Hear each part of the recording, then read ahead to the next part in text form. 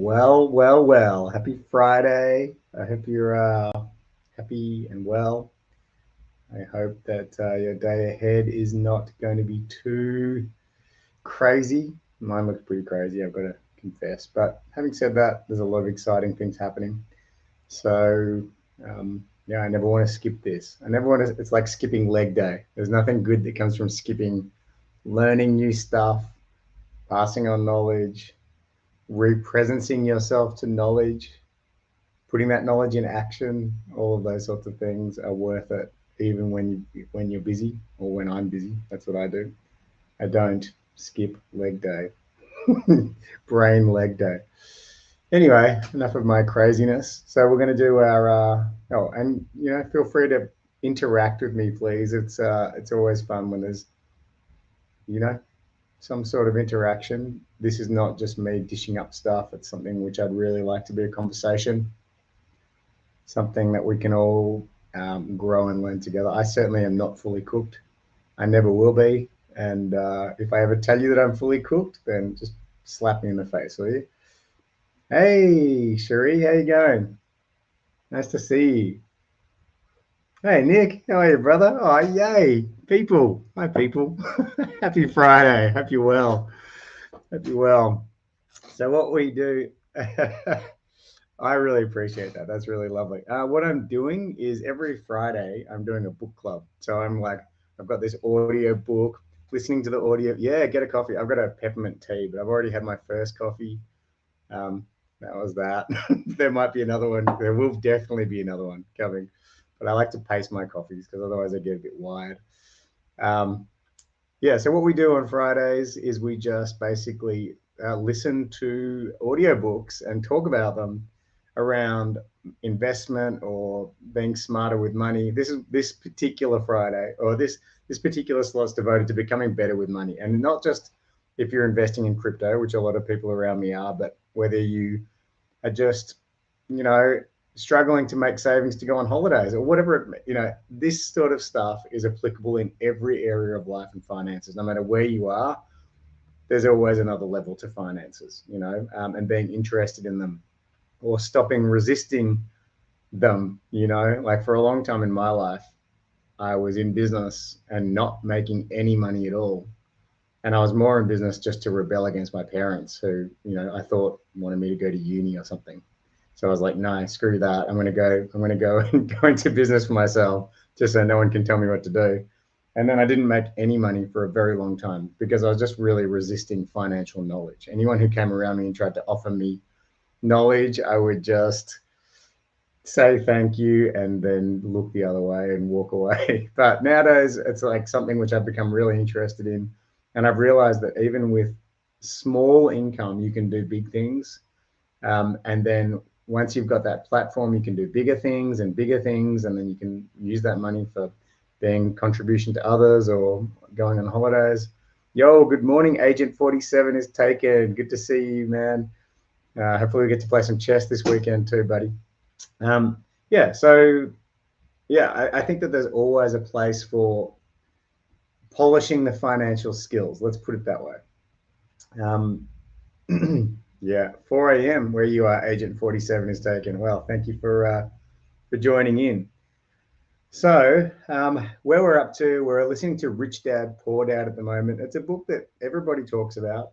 It's actually it's only my second time I've listened to it. And you're going on a vacation, Agent 47 is taken. Where are you off to? From memory, you live in Pakistan, somewhere like that. Where are you off to on vacation?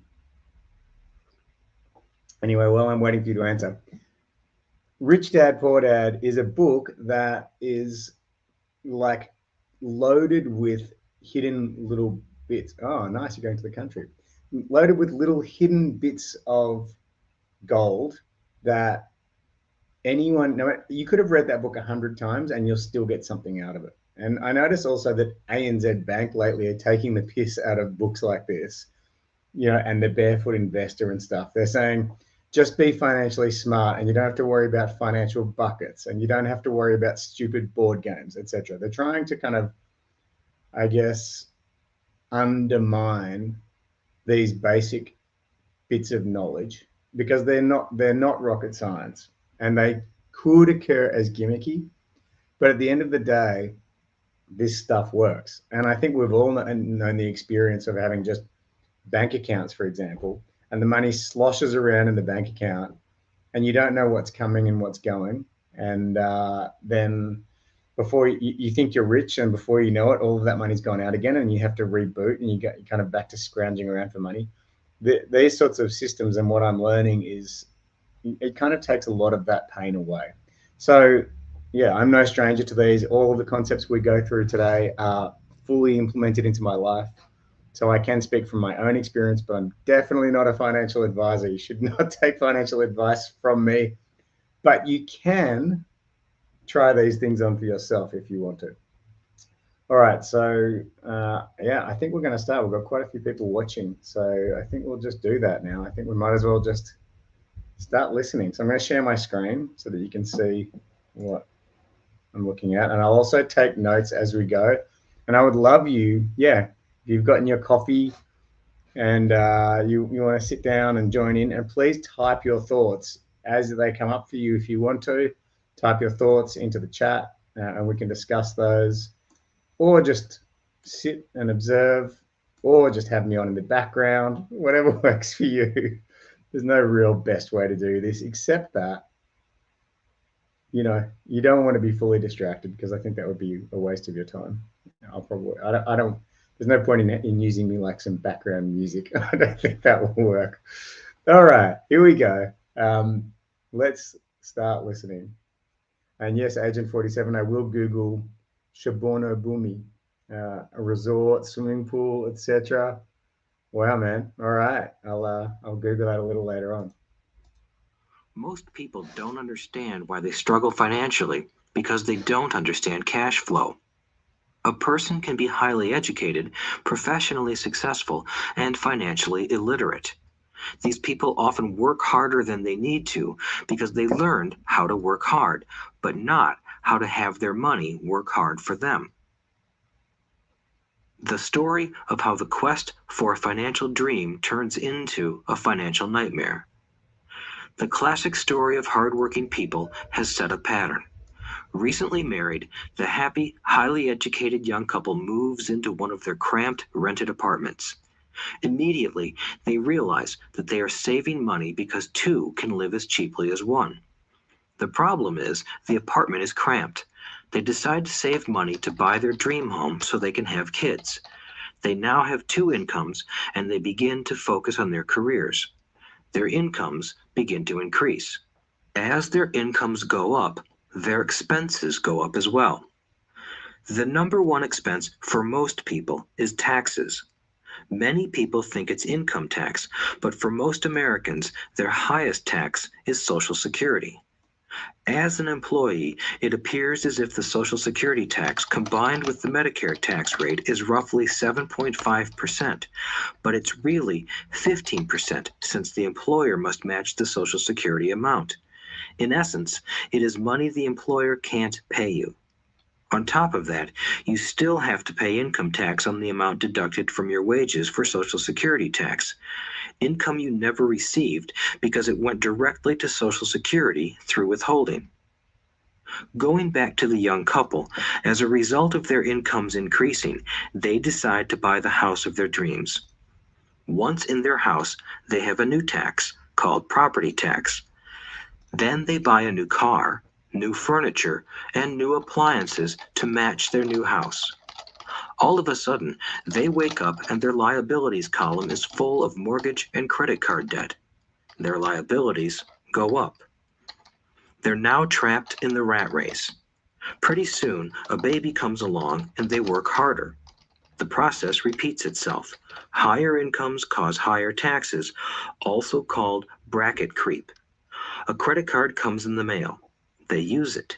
It maxes out. A loan company calls and says their greatest asset, their home, has appreciated in value. Because their credit is so good, the company offers a bill consolidation loan and tells them the intelligent thing to do is clear off the high-interest consumer debt by paying off their credit card. And besides, interest on their home is a tax deduction. They go for it and pay off those high-interest credit cards. They breathe a sigh of relief. Their credit cards are paid off. They've now folded their consumer debt into their home mortgage. Their payments go down because they extend their debt over 30 years. It is the smart thing to do. Their neighbor calls to invite them to go shopping. The Memorial Day sale is on. They promise themselves they'll just window shop, but they take a credit card, just in case. I run into this young couple all the time. Their names change, but their financial dilemma is the same. They come to one of my talks to hear what I have to say. They ask me, "Can you tell us how to make more money?" They don't understand that their trouble is really how they choose to spend the money they do have. It is caused by financial illiteracy and not understanding the difference between an asset and a liability.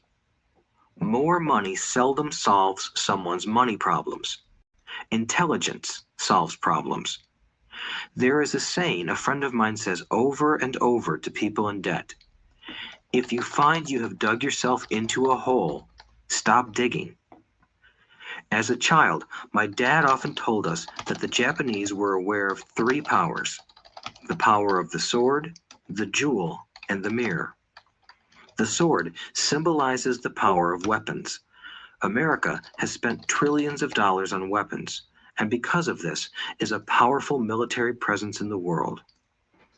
The jewel symbolizes the power of money. There is some degree of truth to the saying, "Remember the golden rule. He who has the gold makes the rules." The mirror symbolizes the power of self-knowledge. This self-knowledge, according to Japanese legend, was the most treasured of the three. All too often, the poor and middle class allow the power of money to control them. By simply getting up and working harder, failing to ask themselves if what they do makes sense, they shoot themselves in the foot as they leave for work every morning. By not fully understanding money, the vast majority of people allow its awesome power to control them.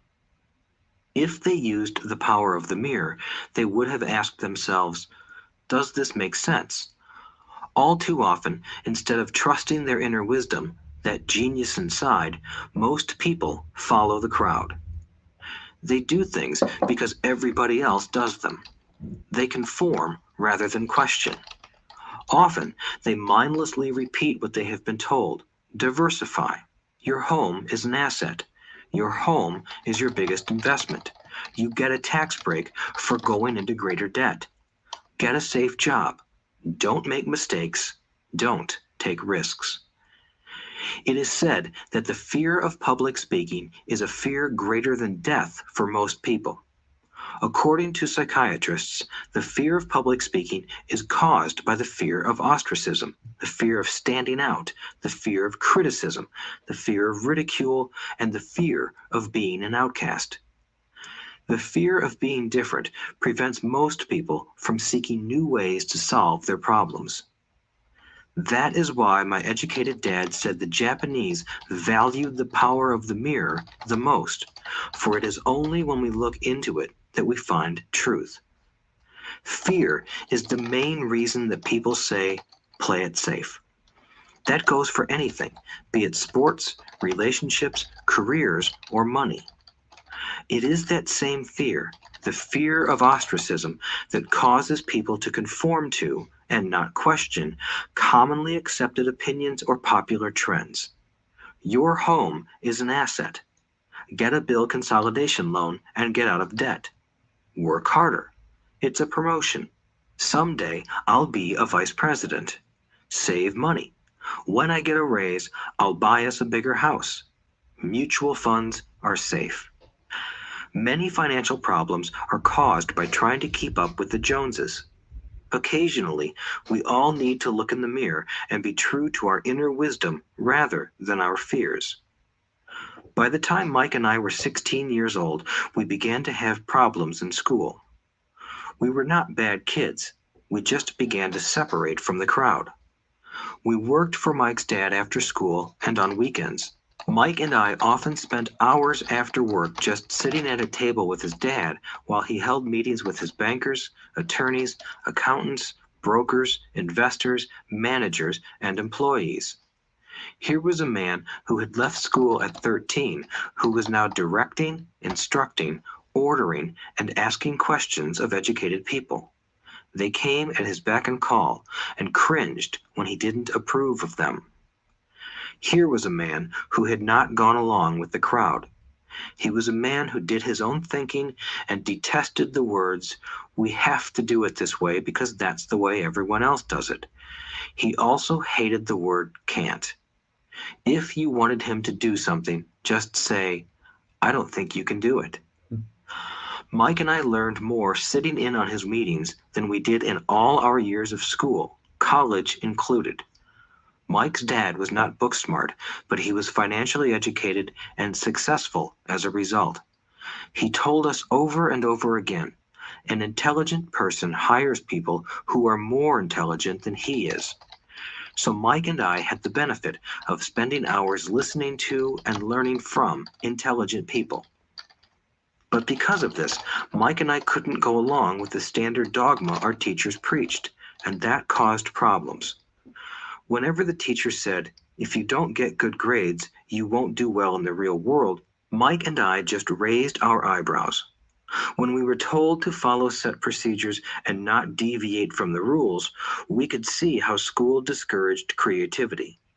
We started to understand why our rich dad told us that schools were designed to produce good employees instead of employers. Occasionally, Mike or I would ask our teachers how what we studied was applicable to the real world, or why we never studied money and how it worked.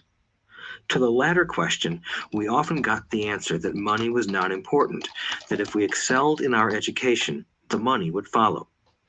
The more we knew about the power of money, the more distant we grew from the teachers and our classmates. My highly educated dad never pressured me about my grades, but we did begin to argue about money. All right. I think it's an interesting place to stop. So just recapping, yeah, so far the book has been talking in this chapter has been talking about like the upward cycle of making money if you're just caught in the money making race, right? So you go out, you get a job, you make money, you get promoted, you earn more money, you say, "Oh, I've got more money, so I might as well go and buy a nicer nicer car." And then the clothes that you wear when you get in that car don't seem to be a fit, so then you got to go and buy new clothes, etc.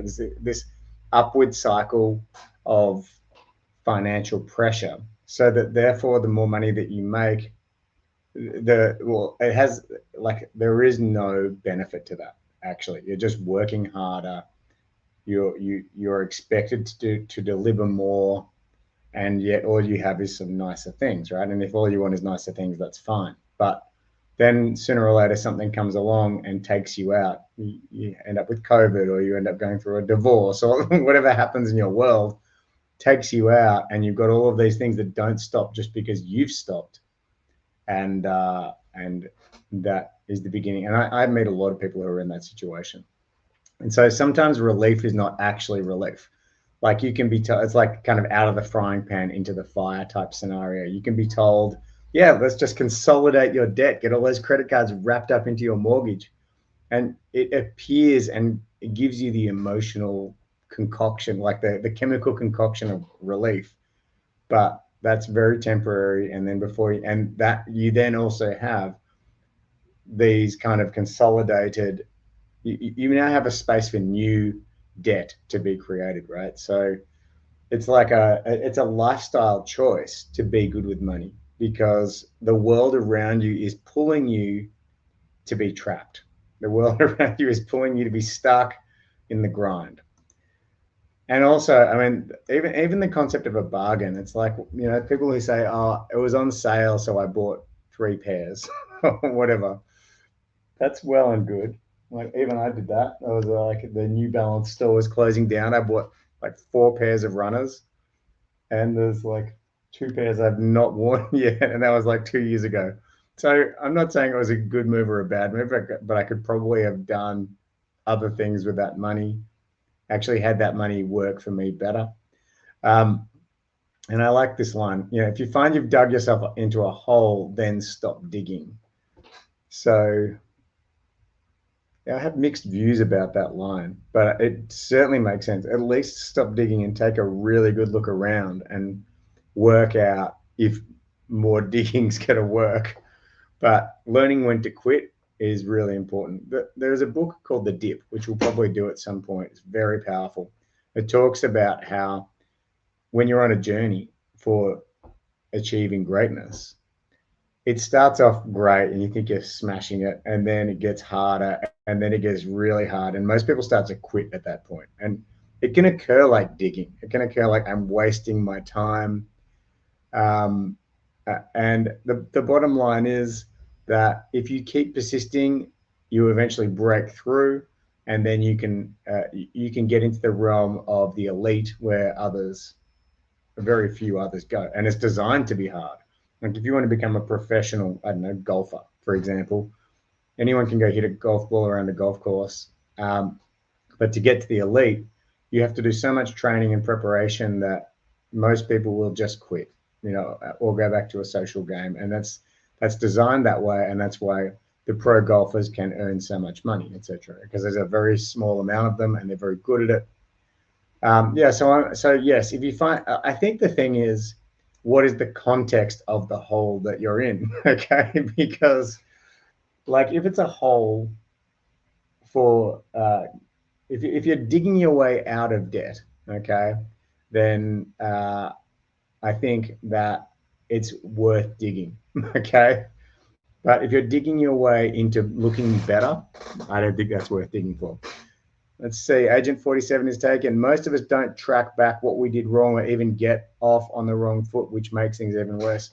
Absolutely, Agent 47 is taken. Getting to the source of our ineffectiveness is so good to do. Like for me, a lot of my ineffectiveness has been because I didn't calculate properly, or I took an action based on resisting something else, or I was distracted.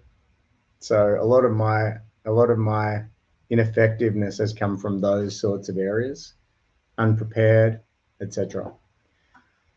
Self-knowledge is more valuable than money. Yeah, I really like that. Like if you just, that isn't necessarily the truth. Who knows what the truth is, right? In fact, we're not even here to talk about the truth, but we are. If you consider, you've got a pile of gold and you've got a pile of self-knowledge, and if you learn to look towards self-knowledge, then there's a much greater chance you're going to hang on to whatever gold you've got, because you can have a big pile of gold. We all know people, well, in the news, who've won the lottery and then their life is destroyed not that long after. That not only do they not have that lottery money, but they're in massive debt. That's not as uncommon as you would think. And I think that the knowledge should come with that. Like if I won the lottery, the first thing I would do is work out how to keep that away from myself. That's what I would do, because I'm not used to having $1 million floating around in cash. So I would work out how to put that on ice for a while I get some advice on what best to do with that, and go from there. Most people follow the crowd even when they think they're not. Yeah, this book's already touched on those concepts a few times, but it's like my analogy is that even like rebellious groups are following the crowd. That's the thing that landed the best for me a while back, is even the most rebellious of people are fitting into a type, following a group, inspired by some leaders. So I could use examples, but I think you can work that out for yourself. And people fear being different, so they're going to literally invest in something or not invest in something, or spend money or not spend money on things based on looking good and avoiding looking bad. So let's say that in your circle of friends, everybody has maxed out credit cards, but you don't. You're the responsible one who's paid off all your credit cards, chopped them all up. You only use debit cards. You use all your money. You literally are alienating yourself from that circle in some ways. And it's it can, and that leads to the next part, that separating from the crowd can cause upset sometimes. It's important to know that like human beings are social creatures. We like to hang out in the same social kind of clusters and feel like we're all on the same level. So for me personally, I've had to go on my journey. I've had to go through some circles, and there are really close friends of mine who I just don't speak to very often anymore because they're not a match, or I'm not a match for what they're up to. That's the bottom line. Like some of them have shot way past me in some areas, and I've shot way past them in other areas, and um, that's fine at the end of the day.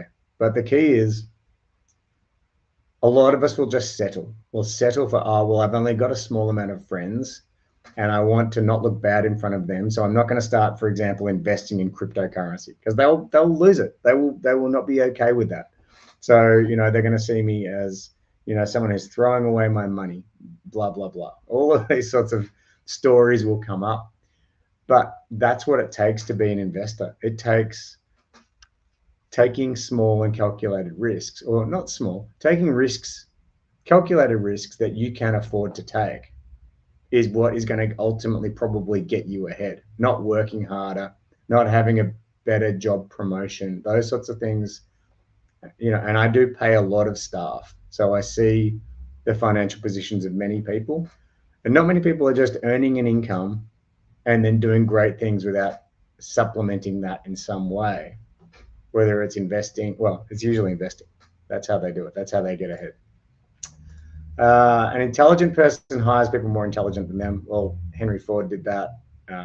That's not rocket science, but do surround yourself with people smarter than yourself, especially find a mentor. I've always got at least 5 mentors in my life, across jiu-jitsu, business, life coaching, relationships. Like, I'm always looking up to at least 5 people in different areas. And that makes a real difference for me because,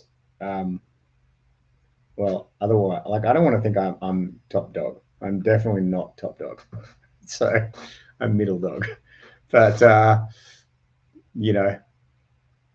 one of the things which I got in another book I'm reading right now called Peak is that the more you do it, like, let's say you start to get interested in financial growth, right? That intelligent rule has got to be Forrest Gump's worst nightmare. Yeah, true that. True that. Yeah. So one of the things which, I'm sure of is the more that you study something, the more bandwidth you have to study that thing. So it's not like you just learn and you learn and you learn in this linear way where you improve. You learn something and then you can take on more knowledge and then more knowledge and more knowledge and more knowledge. So it's not this feeling of just slow progressive learning. It has this kind of exponential compounding kind of effect, right? That is really rewarding the deeper you dive into something. And also, yeah, money is not taught in schools. So it's really important that we teach it at homes. Like, my financial training was very limited. There was none at school. And in fact, my son's in year 11 right now. And he talks about how much he hates business school, the business subject. He took on business because he's, interested in being in business with me, perhaps. But all they study is things like microeconomics, macroeconomics, supply and demand, all of these sorts of kind of concepts, economic concepts, right? But I remember how much I hated that. I really do. And I don't think about any of that in my business, just zero.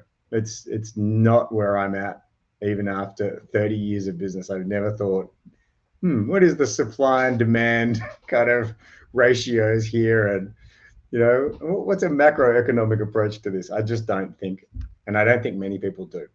Right. So if money wasn't taught to me at school, and then when I came home, my parents literally told me, if you don't have enough money, make more money, which is just, in my view, the worst advice you can ever give a child. It's not their fault. They didn't know any better. But yeah, I took that and ran with that. So yeah, it got me into all sorts of, I got caught in the trap. Okay. If I don't have enough money, make more money. So yeah, I'm not doing that anymore. And I teach my kids the opposite of that. It's like, if you don't have enough money, batten down the hatches and work out buckets for your money and don't falter on those. Like basically don't rob from one bucket to pay another bucket. And then once that you've got that dialed and you've dialed your lifestyle back, then ramp up the income. Sure, go for that, but have it separated out into the buckets. So you've got some for investing, you've got some for play, you've got some to live on, you've got some for emergencies, etc. And then ramp that up so that you're ramping up all of those areas simultaneously. Anyway, just that simple advice would have been game changing for me to get back when I was 18. And, by the time I was 25, I had like 40 grand in credit card debt or something like that. And yeah, it took me years to get that just out of my life. I just had grown accustomed to paying $200, $300 a month in interest for no reason, zero reason whatsoever. And I'm sure I'm not, I'm sure that a lot of people are in my place. All right. Okay, let's continue, shall we? Thanks for listening, everybody. Hope you're getting something for yourself this morning. Also, a quick apology for last week. I just gotten off a plane, but I wanted to do this. I did a very bad job of it. So hopefully this week I'm doing a little better for you. All right, I'm gonna hit play. By the time I was 16, I probably had a far better foundation with money than both my parents. I could keep books, I listened to tax accountants, corporate attorneys, bankers, real estate brokers, investors, and so forth. By contrast, my dad talked to other teachers. One day, my dad told me that our home was his greatest investment. A not too pleasant argument took place when I showed him why I thought a house was not a good investment. Hey, Nick, cheers, buddy. Thanks so much, man, for watching. I really appreciate that. Happy Friday to you, buddy. Hope we get to roll soon.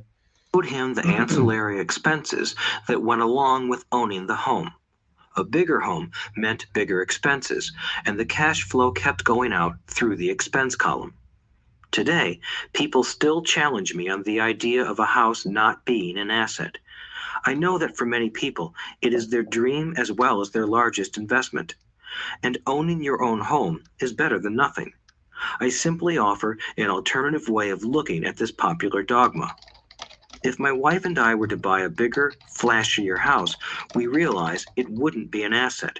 It would be a liability since it would take money out of our pocket. So here is the argument I put forth. I really don't expect most people to agree with it because your home is an emotional thing, and when it comes to money, high emotions tend to lower financial intelligence. I know from personal experience that money has a way of making every decision emotional. 1. When it comes to houses, most people work all their lives paying for a home they never own. In other words, most people buy a new house every few years, each time incurring a new 30-year loan to pay off the previous one. 2. Even though people receive a tax deduction for interest on mortgage payments, they pay for all their other expenses with after-tax dollars, even after they pay off their mortgage. 3. My wife's parents were shocked when the property taxes on their home increased to $1,000 a month. This was after they had retired, so the increase put a strain on their retirement budget and they felt forced to move. 4. Houses do not always go up in value. I have friends who owe $1 million for a home that today would sell for far less. 5. The greatest losses of all are those from missed opportunities. If all your money is tied up in your house, you may be forced to work harder because your money continues blowing out of the expense column instead of adding to the asset column, the classic middle-class cash flow pattern. If a young couple would put more money into their asset column early on, their later years would be easier. Their assets would have grown and would be available to help cover expenses. All too often, a house only serves as a vehicle for incurring a home equity loan to pay for mounting expenses. In summary, the end result in making a decision to own a house that is too expensive in lieu of starting an investment portfolio impacts an individual in at least the following 3 ways. 1. loss of time during which other assets could have grown in value. 2. Loss of additional capital, which could have been invested instead of paying for high maintenance expenses related directly to the home. 3. Loss of education. Too often, people count their house and savings and retirement plans as all they have in their asset column. Because they have no money to invest, they simply don't invest. This costs them investment experience. Most never become what the investment world calls a sophisticated investor. And the best investments are usually first sold to sophisticated investors, who then turn around and sell them to the people playing it safe. I am not saying don't buy a house. What I'm saying is that you should understand the difference between an asset and a liability. When I want a bigger house, I first buy assets that will generate the cash flow to pay for the house.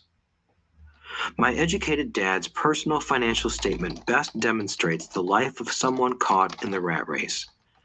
His expenses match his income, never allowing him enough left over to invest in assets. As a result, his liabilities are larger than his assets. Why the rich get richer. A review. All right. So just before we get into why the rich get richer. So yeah, this is obviously super controversial. But I really dig what he's saying. And like he is saying, buy a house. A house is still an investment, but it can lead to, because it's such a long-term investment. Like in the grand scheme of life, it's like a usually quite often like a forever thing, or at least a decade kind of situation. So the danger of investing in a house is you get complacent. You end up losing time because you don't have the money to invest elsewhere. You lose additional capital because you're maintaining that house and maintaining the mortgage. And as a result of that, you're not getting the investment experience. So that all makes sense, right? But that then ties into his concept that the greatest losses are from missed opportunities. So he's not saying don't buy a house, but he's saying have other assets that generate the cash flow to pay for the house. That checks out to me. Like that seems to make a lot of sense. And if those assets are not performing, yeah, your job will cover the spread, but it's about attempting to have assets pay for assets. Ultimately, that's where this is heading. Of my rich dad's financial statement shows why the rich get richer. The asset column generates more than enough income to cover expenses, with the balance reinvested into the asset column. The asset column continues to grow, and therefore, the income it produces grows with it. The result is that the rich get richer. Why the middle class struggle? The middle class finds itself in a constant state of financial struggle. Their primary income is through their salary. As their wages increase, so do their taxes. Their expenses tend to increase in proportion to their salary increase, hence the phrase, the rat race. They treat their home as their primary asset instead of investing in income-producing assets. This pattern of treating your home as an investment and the philosophy that a pay raise means you can buy a larger home or spend more is the foundation of today's debt-ridden society. Increased spending throws families into greater debt and into more financial uncertainty, even though they may be advancing in their jobs and receiving raises on a regular basis. This is high-risk living caused by weak financial education. The massive loss of jobs in recent times proves how shaky the middle class really is financially. Company pension plans are being replaced by 401k plans. Social Security is obviously in trouble and can't be relied upon as a source for retirement. Panic has set in for the middle class. Today, mutual funds are popular because they supposedly represent safety. Average mutual fund buyers are too busy working to pay taxes and mortgages, save for their children's college, and pay off credit cards. They do not have time to study investing, so they rely on the expertise of the manager of a mutual fund. Also, because the mutual fund includes many different types of investments, they feel their money is safer because it is diversified. This educated middle class subscribes to the dogma put out by mutual fund brokers and financial planners. Play it safe, avoid risk. The real tragedy is that the lack of early financial education is what creates the risk faced by average middle class people. The reason they have to play it safe is because their financial positions are tenuous at best. Their balance sheets are not balanced. Instead, they are loaded with liabilities and have no real assets that generate income. Typically, their only source of income is their paycheck. Their livelihood becomes entirely dependent on their employer.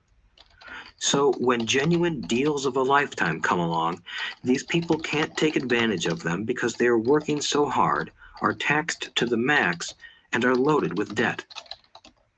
As I said at the start of this section, the most important rule is to know the difference between an asset and a liability. Once you understand the difference, concentrate your efforts on buying income-generating assets. That's the best way to get started on a path to becoming rich. Keep doing that, and your asset column will grow.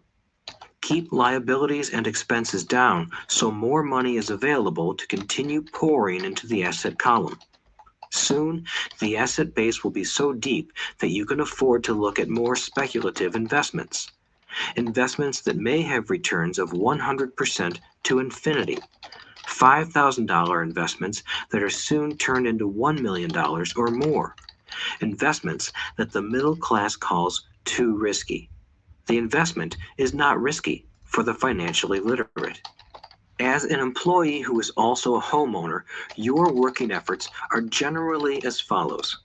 1. You work for the company. Employees make their business owner or the shareholders rich, not themselves. Your efforts and success will help provide for the owner's success and retirement. 2. You work for the government. The government takes its share from your paycheck before you even see it. By working harder, you simply increase the amount of taxes taken by the government. Most people work from January to May just for the government. 3. You work for the bank. After taxes, your next largest expense is usually your mortgage and credit card debt. The problem with simply working harder is that each of these three levels takes a greater share of your increased efforts. You need to learn how to have your increased efforts benefit you and your family directly. Once you have decided to concentrate on minding your own business, focusing your efforts on acquiring assets instead of a bigger paycheck, how do you set your goals? Most people must keep their job and rely on their wages to fund their acquisition of assets. As their assets grow, how do they measure the extent of their success? When does someone know that they are rich, that they have wealth? As well as having my own definitions for assets and liabilities, I also have my own definition for wealth.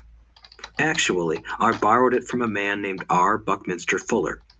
Some call him a quack, and others call him a genius.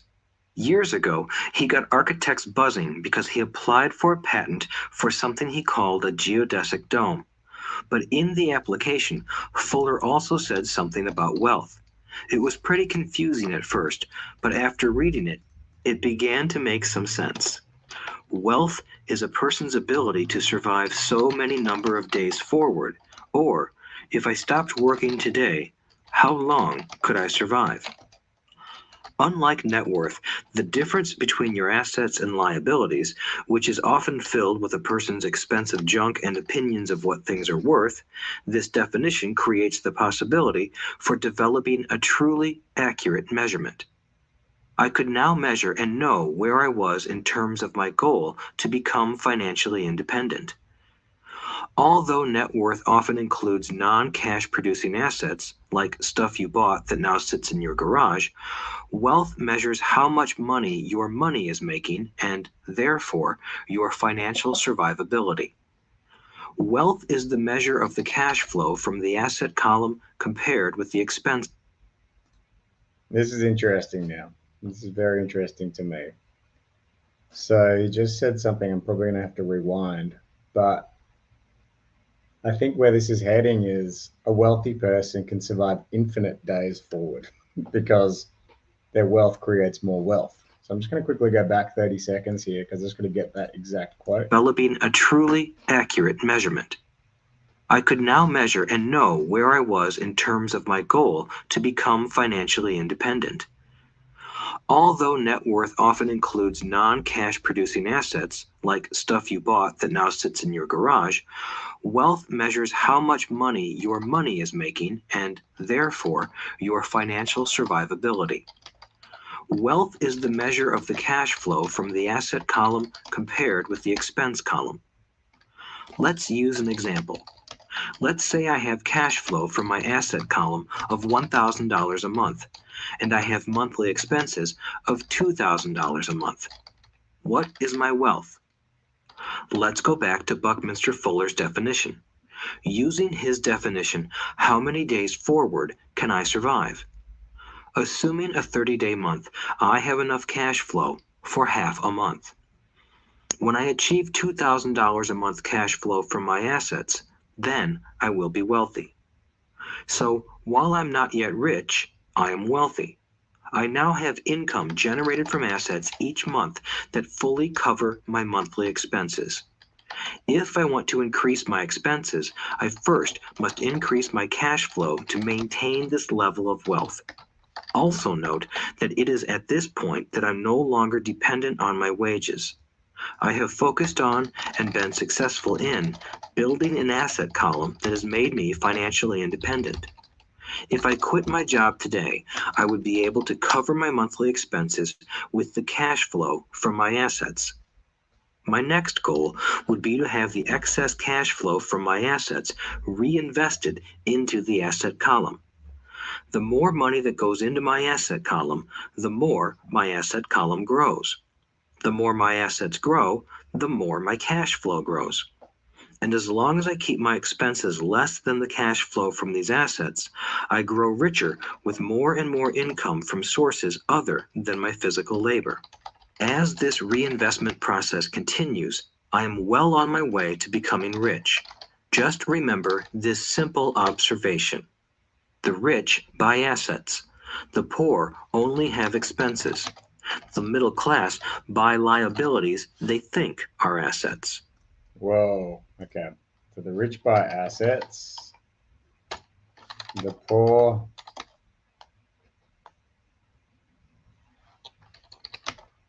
buy assets. Wait, I gotta get that. It was too good. Flow grows. And as long as I keep my expenses less than the cash flow from these assets, I grow richer with more and more income from sources other than my physical labor. As this reinvestment process continues, I am well on my way to becoming rich. Just remember this simple observation. The rich buy assets. The poor only have expenses. The poor only have expenses.